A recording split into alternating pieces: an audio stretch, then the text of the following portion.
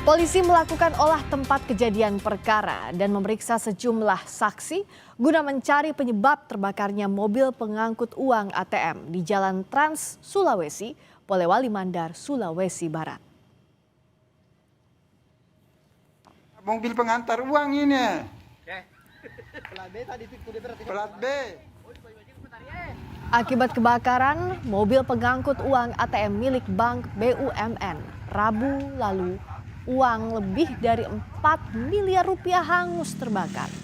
Mengusut peristiwa ini, Satreskrim Polres Polewali Mandar memeriksa sopir mobil serta seorang anggota polisi yang bertugas mengawal pengiriman uang.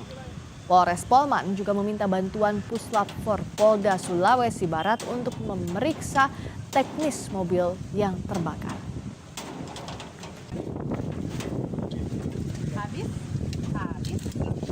Itu memang kami sudah lakukan olah TKP, kemudian kami melakukan permintaan keterangan terhadap saksi-saksi.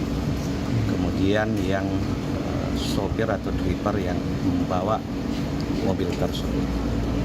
Fakta. Untuk sementara kami meminta bantuan teknis dari lapor Polda Sulsel untuk melakukan pemeriksaan terhadap kondisi mobil tersebut untuk mengetahui sumber api dan penyebab.